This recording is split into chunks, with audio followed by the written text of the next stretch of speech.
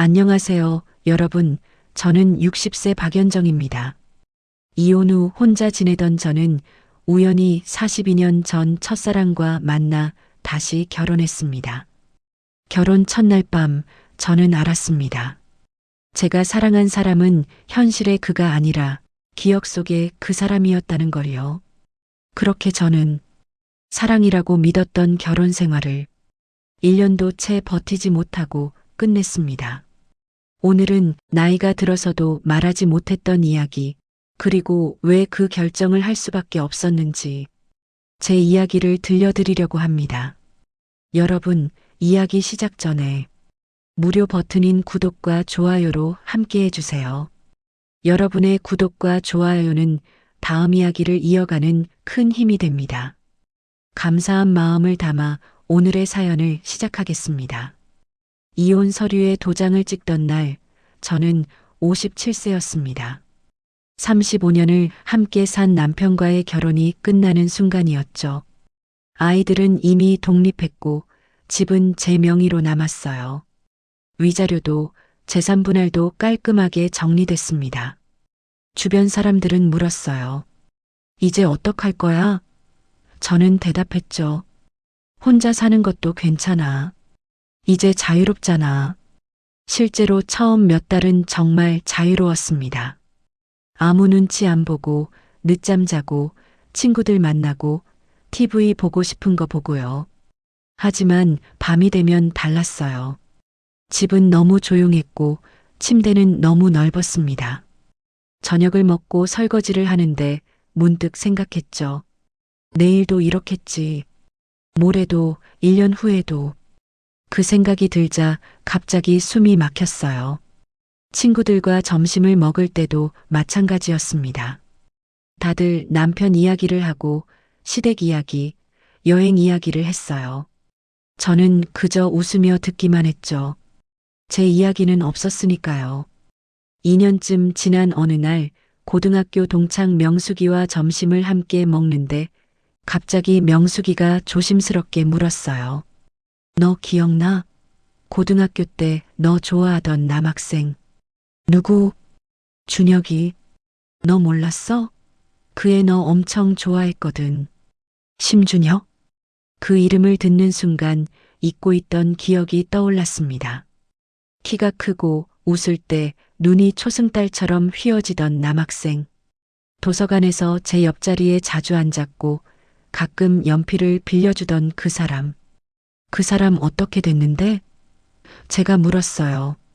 명숙은 한숨을 쉬며 말했습니다. 몇 년 전에 사별했대. 아내는 병으로. 지금 혼자 산다더라. 그날 밤 저는 이상하게 잠이 오지 않았어요. 42년 전 그 사람 얼굴이 자꾸 떠올랐습니다.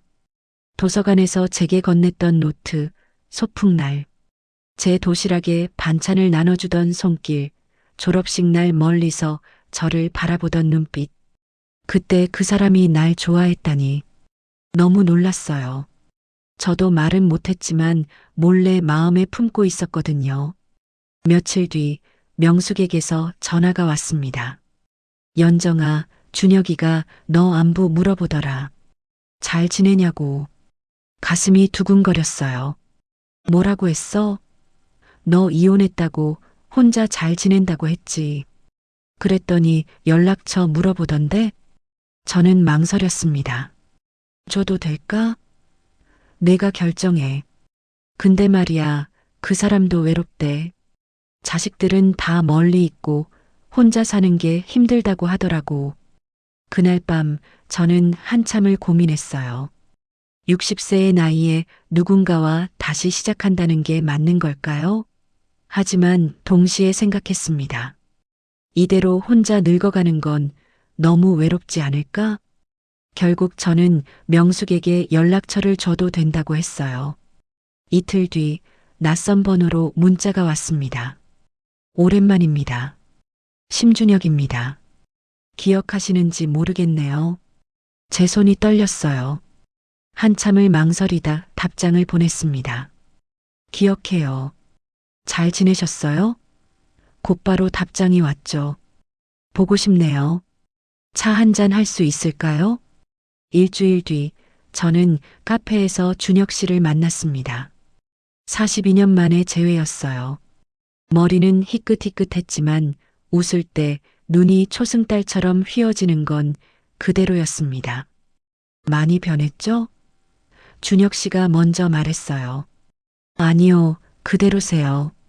제가 대답하자 준혁 씨는 부끄러운 듯 웃었습니다. 거짓말. 나도 거울 보면 놀라요. 우리는 그날 3시간 넘게 이야기를 나눴어요. 그동안 살아온 이야기, 결혼 생활 이야기, 자식 이야기. 준혁 씨는 아내를 3년 전에 보냈다고 했습니다. 암이었대요. 마지막 2년은 병원과 집을 오가며 간병했다고 했죠. 힘드셨겠어요. 제가 말하자 준혁 씨는 고개를 저었습니다. 아니에요. 마지막까지 함께할 수 있어서 다행이었어요. 다만 준혁 씨는 잠시 말을 멈췄어요. 혼자가 되니까 너무 조용하더라고요. 그 말을 듣는 순간 저는 알았어요. 이 사람도 저처럼 외롭구나. 누군가와 하루의 안부를 나누고 싶어 하는구나. 헤어지며 준혁 씨가 물었습니다. 다음 주에 또 만날 수 있을까요? 저는 망설임 없이 대답했어요. 좋아요. 그날 밤 집으로 돌아오는 길이 이상하게 가벼웠습니다. 오랜만에 느껴보는 설렘이었어요. 어쩌면 나이가 들어서도 누군가를 만날 수 있다는 희망 같은 거였죠. 거울을 보며 생각했습니다. 혼자 사는 게 편하다고 생각했는데 어쩌면 난 그냥 외로움에 익숙해진 것뿐이었나? 이제 누군가가 제 안부를 물어봐주는 사람이 생긴다는 게 그게 이렇게 기쁜 일인지 처음 알았어요. 하지만 저는 몰랐습니다. 설렘 뒤에 찾아올 현실을요.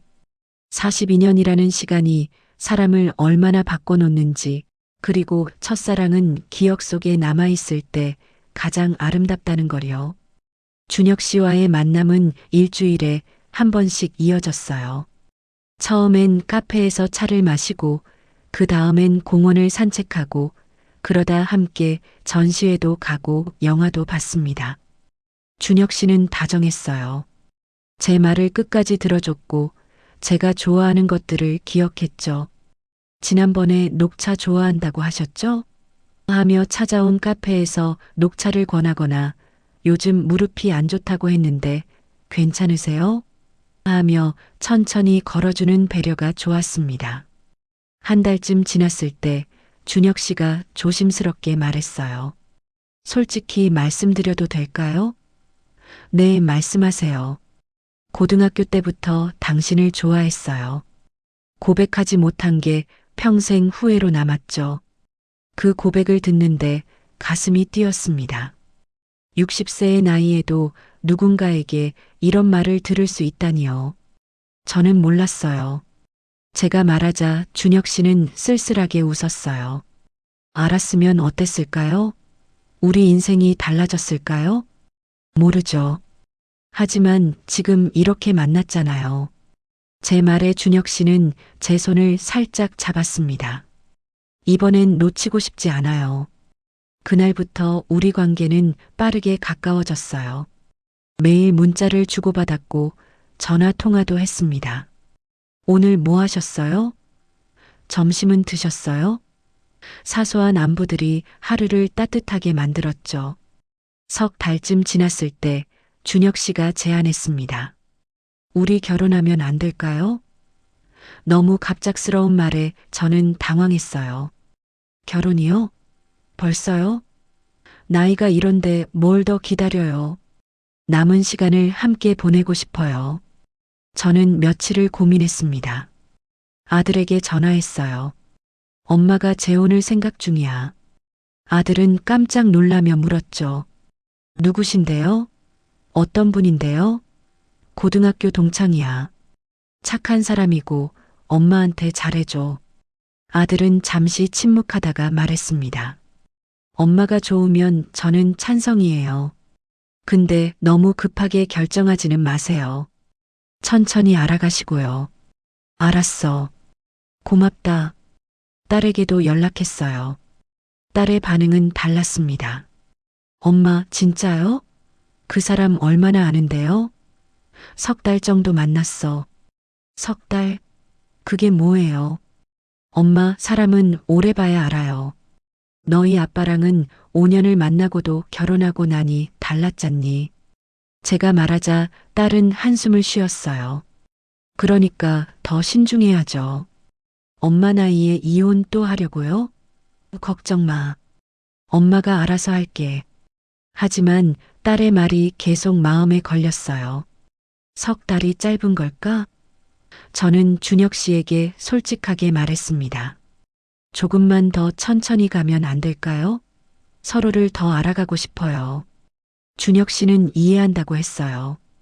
그래요, 연정 씨가 편한 대로 하세요. 난 기다릴 수 있어요. 한 달, 두 달이 더 지났습니다. 준혁 씨는 변함없이 다정했어요. 제가 감기에 걸렸을 때는 약을 사다 주었고, 제 생일엔 꽃다발을 들고 왔죠. 명절에는 혼자 있는 제게 전화해서 안부를 물었습니다. 저는 점점 마음을 열었어요. 이 사람이라면 괜찮겠다는 생각이 들었죠. 외롭지 않고 서로 의지하며 남은 인생을 함께할 수 있을 것 같았습니다. 짧은 시간이었지만 하루하루가 꽉 찬 느낌이었어요. 6개월쯤 됐을 때 준혁 씨가 다시 물었어요. 이제 결정하셨나요? 저는 고개를 끄덕였습니다. 네, 결혼해요. 준혁 씨의 얼굴이 환해졌어요. 정말요? 후회 안 하시죠? 네. 함께 늙어가요. 우리는 조촐하게 결혼식을 올렸습니다. 양가 자식들과 몇몇 친구들만 초대했어요. 화려한 드레스 대신 단정한 정장을 입었고 성대한 피로연 대신 조촐한 식사를 했죠. 친구 명숙이 축하해줬어요. 너희 둘 정말 잘 어울려. 행복하게 살아. 고마워. 내가 연결해 준 거잖아. 그러게. 내가 큐피트네. 결혼식이 끝나고 준혁 씨의 집으로 갔습니다. 제 집은 전세를 놓고 준혁 씨 집에서 함께 살기로 했거든요. 짐을 정리하며 준혁 씨가 말했어요. 이제 우리 집이에요. 편하게 지내세요. 그날 밤 저는 새로운 집의 침대에 누웠어요. 옆에는 준혁 씨가 있었습니다. 42년 만에 다시 만난 첫사랑과 함께하는 첫날 밤. 설레야 했어요. 행복해야 했죠. 하지만 이상하게 잠이 오지 않았습니다. 준혁 씨는 금방 잠들었어요. 잠든 모습을 보는데 문득 이상한 느낌이 들었습니다. 낮에 준혁 씨가 했던 말들이 떠올랐어요. 여기 이렇게 정리해 주세요. 우리 집사람이 항상 그렇게 했거든요. 아침엔 국이 있어야 해요. 우리 집사람이 매일 끓여줬어요. 이 서랍은 건드리지 마세요. 안에 물건들이 아직 있어요. 순간 깨달았습니다. 준혁 씨는 제게 우리 집사람이라는 말을 너무 자주 했어요. 전 아내 이야기를, 전 아내가 했던 방식을, 전 아내의 습관을 계속 언급했죠. 그리고 저를 대하는 태도도 뭔가 이상했어요. 마치 이미 정해진 틀에 저를 끼워 맞추려는 것 같았습니다. 당신도 이렇게 해주면 좋겠어요. 당신도 이런 거 좋아하시죠? 제 의견을 물어보는 게 아니라 전 아내가 그랬으니 저도 그럴 거라고 가정하는 거였어요. 침대에 누워 천장을 바라보며 생각했습니다. 이 사람은 나를 보는 걸까? 아니면 결혼이라는 자리에 나를 앉혀둔 걸까? 아니라고, 제가 너무 예민한 거라고 스스로를 달랬어요. 겨우 첫날 밤인데 뭘 그렇게 깊게 생각하냐고요. 시간이 지나면 괜찮아질 거라고 믿었습니다. 하지만 가슴 한구석에서 작은 목소리가 속삭였어요. 첫 느낌은 틀리지 않아. 저는 그날 밤 새벽까지 잠들지 못했습니다. 아침이 밝았습니다. 준혁 씨는 일찍 일어나 거실로 나갔어요. 저도 따라 나가 부엌으로 갔죠. 아침 뭐 드시고 싶으세요? 제가 물었습니다. 준혁 씨는 신문을 보다 말고 고개를 들었어요. 된장찌개 있으면 좋겠는데. 우리 집사람이 매일 아침 끓여줬거든요. 또 우리 집사람 이야기였습니다. 네, 만들어 드릴게요. 냉장고를 열었어요. 그런데 재료 위치가 낯설었습니다. 두부는 어디 있어요? 아, 두부는 저기 왼쪽 칸. 우리 집사람이 항상 거기 넣어뒀어요. 파는 오른쪽 서랍이고요. 저는 침묵했습니다. 제 방식대로 하고 싶었지만 첫날부터 트집 잡는 것 같아서 그냥 시키는 대로 했어요. 된장찌개를 끓이고 밥을 차렸습니다. 맛있네요. 근데 우리 집사람은 애호박을 좀 더 많이 넣었는데 준혁 씨가 한 숟가락 떠먹고 말했어요. 제 손이 멈췄습니다. 그래요? 다음엔 더 넣을게요. 그리고 된장을 좀 더 풀면 진한 맛이 나요. 우리 집사람 스타일이. 준혁 씨의 말이 채 끝나기도 전에 저는 숟가락을 내려놓았어요. 맛이 없으면 드시지 마세요. 준혁 씨는 당황한 표정을 지었습니다. 아니, 왜 그러세요? 맛있다고 했잖아요. 맛있다면서 자꾸 전 부인 이야기를 하시네요. 아, 그게 습관이에요. 미안해요. 저는 참았어요. 첫날 아침부터 싸우고 싶지 않았거든요. 괜찮아요. 제가 예민했네요. 하지만 그날 하루 종일 비슷한 일들이 반복됐습니다. 빨래를 넣을 때도 청소를 할 때도 준혁 씨는 계속 말했어요. 우리 집사람은 이렇게 했는데, 전에는 이렇게 하지 않았는데, 저녁 무렵 저는 참다 못해 물었습니다. 제가 전 부인이랑 똑같이 해야 하나요? 준혁 씨는 깜짝 놀란 표정을 지었어요. 무슨 소리예요? 그런 뜻이 아니에요. 그럼 왜 자꾸 비교하세요? 아침부터 몇 번이나 우리 집사람이라고 하셨어요. 제 목소리가 떨렸습니다. 준혁 씨는 난처한 얼굴로 말했어요. 미안해요. 그냥 30년을 그렇게 살다 보니까 자동으로 나오네요. 30년이요? 네. 아내랑 30년 살았으니까요. 그 말을 듣는 순간 뭔가 깨달았어요. 준혁 씨에게 30년은 지울 수 없는 시간이었습니다. 제가 아무리 노력해도 그 시간을 대체할 수는 없었죠. 알겠어요. 앞으론 조심할게요. 준혁 씨가 말했지만 저는 확신할 수 없었습니다. 다음 날도 마찬가지였어요. 아침에 커피를 타주었더니 우리 집사람은 물을 더 넣었는데 라고 했고 양말을 개켰더니 이렇게 접으면 안 돼요. 이렇게 돌돌 말아야 해요라고 했습니다. 일주일이 지났습니다. 저는 점점 숨이 막혔어요. 제가 하는 모든 일이 평가받는 것 같았거든요. 그리고 그 기준은 항상 전 부인이었습니다. 어느 날 장을 보고 돌아왔어요. 장바구니를 정리하는데 준혁 씨가 영수증을 보더니 물었습니다. 이거 다 뭐예요? 15만 원이나 썼네. 한 주치 장 본 거예요. 우리 집사람은 10만 원으로 일주일장을 봤는데 저는 더 이상 참을 수 없었어요. 그럼 전 부인한테 다시 장 보라고 하세요. 왜 그래요? 그냥 조금 아끼면 좋겠다는. 전 부인이랑 저는 달라요. 사는 방식도 다르고 쓰는 돈도 다르고 요리하는 방식도 다르다고요. 준혁 씨는 당황했어요. 알았어요. 미안해요. 제가 잘못했어요. 하지만 사과는 그때뿐이었습니다. 며칠 지나면 똑같았어요. 제가 뭘 해도 전에는 이렇게 안 했는데 우리 집사람은 저렇게 했는데라는 말이 나왔죠. 한 달쯤 지났을 때 저는 거울을 보며 생각했습니다. 나는 지금 누구로 살고 있는 걸까? 저는 저 자신이 아니라 전 부인의 빈자리를 채우는 사람이 된 것 같았어요. 준혁 씨에게 물어보고 싶었어요. 당신은 나를 사랑하는 건가요? 아니면 아내가 있던 자리에 누군가를 앉혀두고 싶었던 건가요? 하지만 차마 입 밖으로 꺼낼 수 없었습니다. 어느 날 저녁 준혁 씨가 서재를 정리하고 있었어요. 저는 거실에 앉아 TV를 보고 있었죠. 준혁 씨가 나오며 말했습니다. 당신, 이거 좀 도와줄래요? 서재로 들어갔어요. 준혁 씨가 가리킨 곳에는 큰 상자가 있었습니다. 이거 어디 치워야 하는데 무거워서요. 뭐가 들어있는데요? 안에 물건들이요. 옷이랑 사진첩이랑. 순간 멈칫했습니다. 아직도 안 정리하셨어요? 못 버리겠더라고요. 추억이 담긴 거라서. 준혁 씨의 목소리에는 그리움이 묻어났어요. 저는 그 순간 깨달았습니다. 준혁 씨는 아직 전 부인을 보내지 못한 거예요.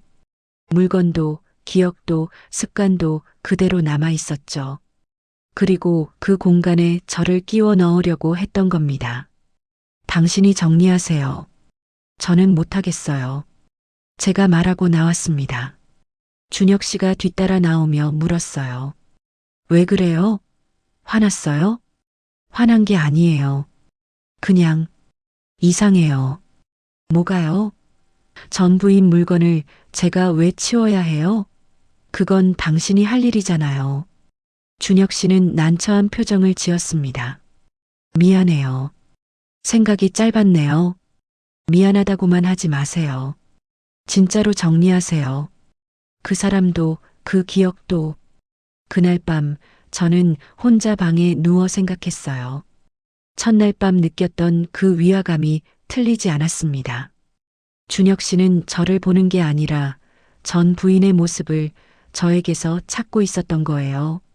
제가 아침을 차리면 전 부인의 손길을 떠올리고, 제가 빨래를 하면 전 부인의 방식을 기억하고, 제가 말을 하면 전 부인의 목소리를 그리워하는 거였습니다.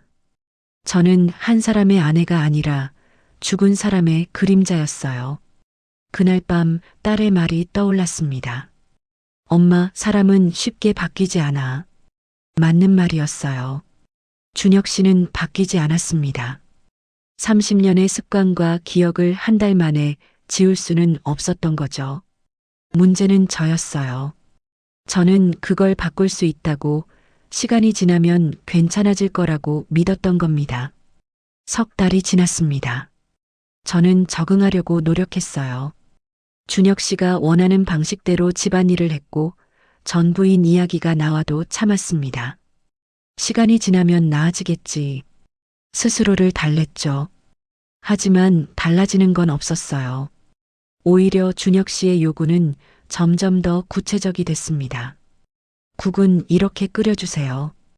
빨래는 이렇게 개주세요. 청소는 이 순서대로 해주세요. 어느 날 제가 머리를 짧게 잘랐어요. 오랜만에 미용실에 가서 단발머리로 바꿨죠. 집에 돌아오자 준혁 씨가 놀란 표정을 지었습니다. 머리를 왜 잘랐어요? 답답해서요. 관리하기도 편하고. 그래도 긴 머리가 더 좋았는데. 우리 집사람도 긴 머리였거든요. 순간 기가 막혔어요. 제 머리 스타일까지 전 부인과 같아야 하나요? 저는 제가 편한 게 좋아요. 제가 말하자 준혁 씨는 아쉬운 표정을 지었습니다.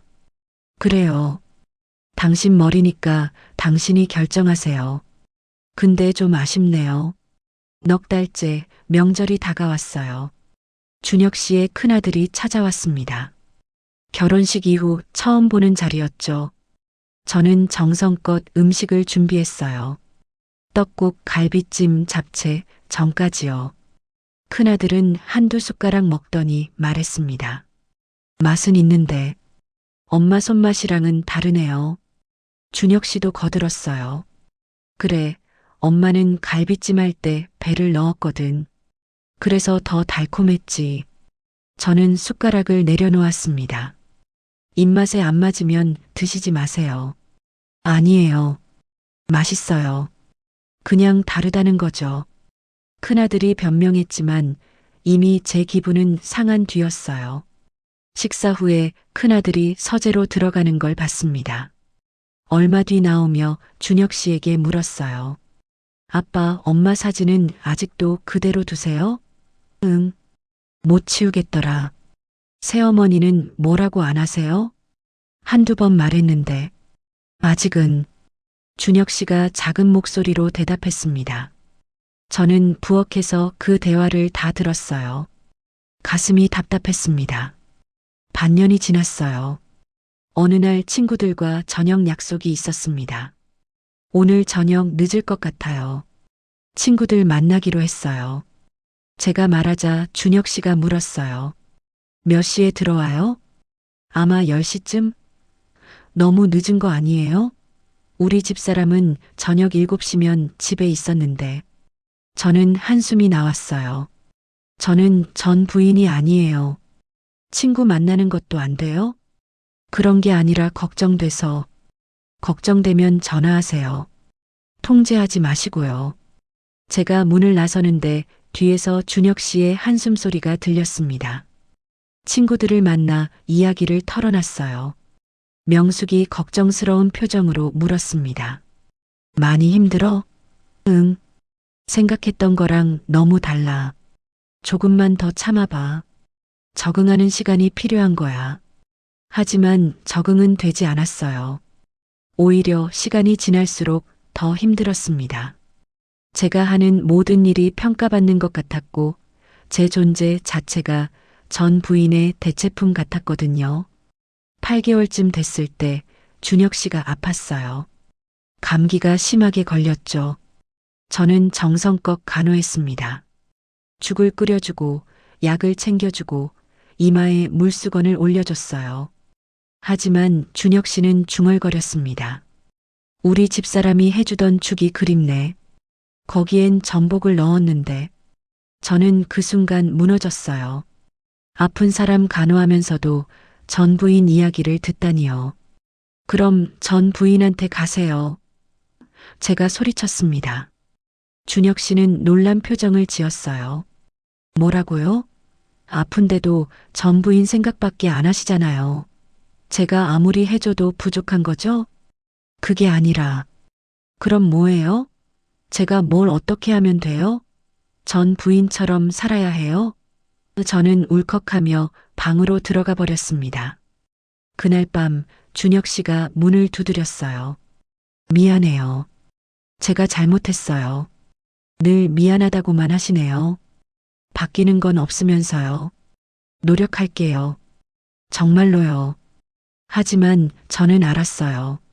준혁 씨는 바뀔 수 없다는 걸요. 30년의 시간이 만든 습관과 기억은 몇 마디 사과로 지워지지 않았습니다. 10개월째 저는 딸에게 전화했어요. 엄마 힘들어. 무슨 일이에요? 내 말이 맞았어. 사람은 안 바뀌더라. 딸은 한숨을 쉬었습니다. 엄마, 이혼 생각하세요?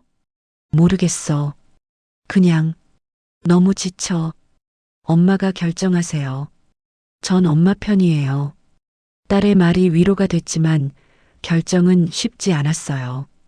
이제 막 1년도 안 된 결혼을 끝낸다는 게 부끄럽기도 했고 주변 사람들 시선도 신경 쓰였거든요.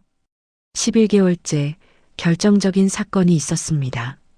저는 감기에 걸려 며칠 동안 누워 있었어요. 준혁 씨는 그 며칠 동안 집안일을 하나도 하지 않았습니다. 설거지가 쌓이고 빨래가 쌓였죠. 제가 일어나서 물었어요. 왜 안 하셨어요? 내가 집안일이 서툴러서 저도 아픈데요. 그래도 당신이 잘하니까. 그 말을 듣는 순간 확실히 깨달았습니다. 준혁 씨는 저를 아내가 아니라 가사 도우미로 본다는 거리요. 전 부인처럼 집안일을 해주고 밥을 차려주고 뒷바라지해주는 사람으로요. 사랑이나 동반자 같은 건 없었어요. 그저 혼자 사는 게 불편해서 집안일 할 사람이 필요해서 저와 결혼한 거였습니다. 1년이 됐어요. 저는 준혁 씨에게 말했습니다. 이혼하고 싶어요. 준혁 씨는 당황했어요. 왜요? 뭐가 문제예요? 당신은 저를 사랑하는 게 아니에요. 그냥 아내가 있던 자리를 채울 사람이 필요했던 거죠. 그게 무슨, 당신은 한 번도 저를 나로 본 적이 없어요. 늘 전 부인과 비교했고 전 부인처럼 되길 바랐죠. 준혁 씨는 할 말이 없었습니다. 저는 계속 말했어요. 저는 누군가의 그림자로 살 수 없어요. 저도 저만의 방식이 있고 저만의 삶이 있어요. 다시 한번 기회를. 아니요. 1년이면 충분해요. 당신은 안 바뀌어요. 아니, 못 바뀌는 거죠. 이혼 서류를 준비하는 동안 준혁 씨는 몇 번이나 말을 바꿨어요. 처음엔 다시 생각해 보자고 했다가 내가 노력할게라고 했다가 나중엔 당신도 문제가 있었다고 했습니다. 하지만 저는 흔들리지 않았어요. 1년 동안 충분히 견뎌봤고 충분히 노력했고 충분히 상처받았거든요. 더 이상은 못하겠더라고요. 당신 잘못이 아니에요. 저도 잘못한 게 있어요. 제가 말했습니다. 그럼 왜 이혼해야 해요? 우리가 서로 맞지 않으니까요. 당신은 전 부인 같은 사람이 필요하고 저는 저를 있는 그대로 봐주는 사람이 필요해요. 준혁 씨는 한참을 침묵하다가 물었어요. 내가 정말 그렇게 했나요? 당신을 전 부인과 비교했나요? 네. 매일이요. 아침마다, 저녁마다, 제가 뭘 할 때마다요. 미안해요. 나도 모르게. 알아요. 고의가 아니었다는 거. 그래서 더 힘들었어요. 당신은 아기가 없었으니까요. 그냥 습관이었고, 그냥 익숙한 거였죠. 준혁 씨의 눈가가 붉어졌습니다. 그럼 우린 어떻게 해야 했을까요? 처음부터 시작하지 말았어야 했어요. 당신은 아직 준비가 안 됐었어요.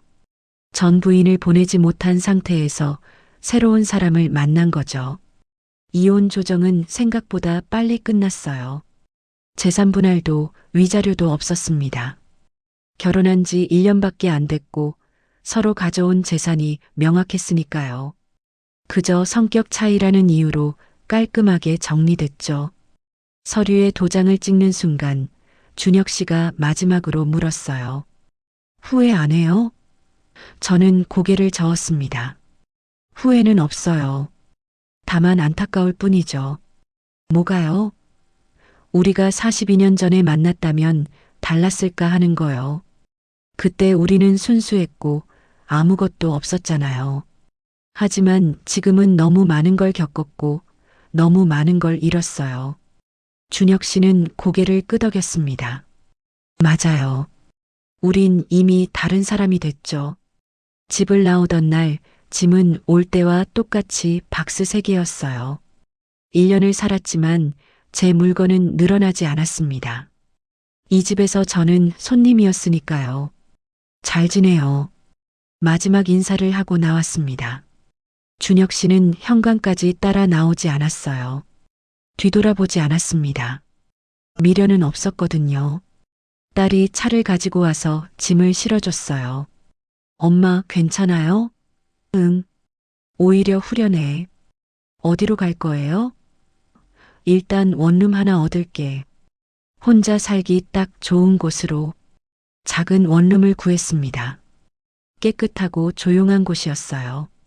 짐을 풀고 혼자 앉아 있는데 이상하게 편안했습니다.